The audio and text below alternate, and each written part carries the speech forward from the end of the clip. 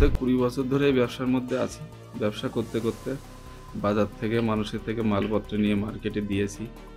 মানে নানানভাবে লস খেতে খেতে এখন এমন একটা পর্যায়ে এসে গেছে, বাজারে প্রায় 1 কোটি টাকা মতো দেনা হয়ে গেছে।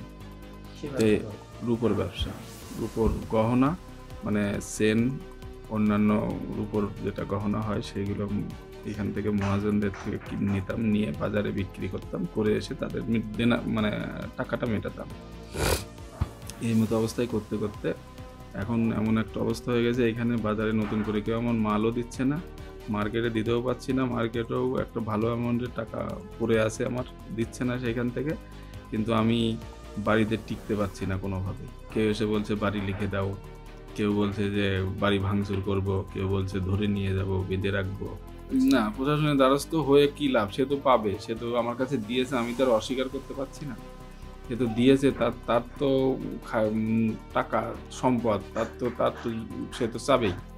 এখন চাইছি যে মানে আমরা দুইজনা দুটো কিডনি বিক্রি করে, প্রশাসনকে বিডিও সাহেবকেও জানিয়েছি, উনি বলছে মানে বলেছে যে আমাদের কাছে তো এটা, আমাদের কাছে কোনো অপশন নেই, আপনারা উপরে যোগাযোগ করেন। তা সেই মতো অবস্থায় যে দুজন দুটো কিডনি বিক্রি করে মানুষের দেনা কম বেশি করে এটা যদি মেটাতে পারি, তাছাড়া সামনে কোনো লাইন নেই আমাদের।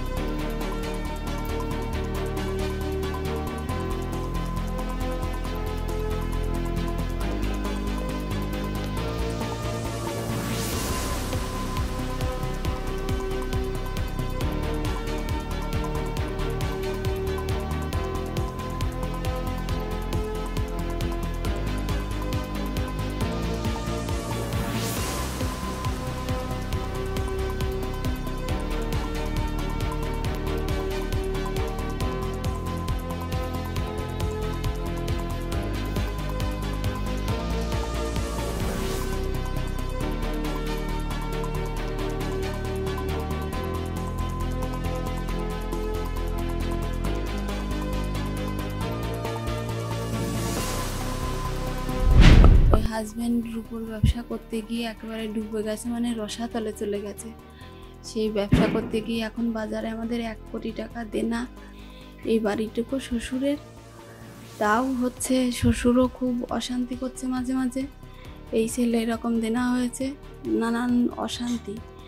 পাওনাদাররা এসে কেউ বলে বাড়ি লিখে দাও, কেউ কিস্তি খামারি মারে, কেউ বলে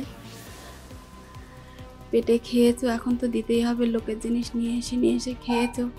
সারাদিন ভয়ে ভয়ে থাকি, সারাদিন রাত ভয়ে ভয়ে থাকি। এখন করতে চাইছি যে দুজনা মিলে, স্বামী স্ত্রী দুজনা মিলে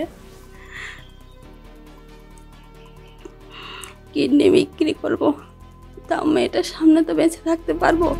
আমার কাছে এসেছিল, তো এই বিষয়ে আমার কোনো কথা হয়নি, এবং ব্যবসা করতে গিয়ে ওরা দ্বিধায় পড়েছে, সেজন্য আমাদের প্রশাসনিকভাবে যদি কোনো সহযোগিতা লাগে সেটা আমরা করবো বলেছি। এছাড়াও সরকারিভাবে যদি আমাদের ভবিষ্যৎ ক্রেডিট কার্ডের থেকে লোন নিয়ে ওনারা ব্যবসা করতে চান, সেক্ষেত্রে ওনাদের ব্যাংকে সিবিল স্কোর কি আছে সেটা দেখে আমরা লোনের করে এটাই আমরা বলেছি। বাধা কোনো বিষয় নেই। আপনাকে দিনার হিসাবটা আমরা জানতে চাই, যেমন সঠিক হিসাবটা দিতে পারে। মুখ্য বলছেন 1 কোটি টাকা, কিন্তু 1 কোটি টাকার হিসাবটা আমার সামনে লিখিত পারে। এবং সরকারিভাবে যদি ওনার কোনো সহযোগিতা লাগে সেটা আমরা ফলো করুন সংবাদ প্রতিদিন ডিজিটাল।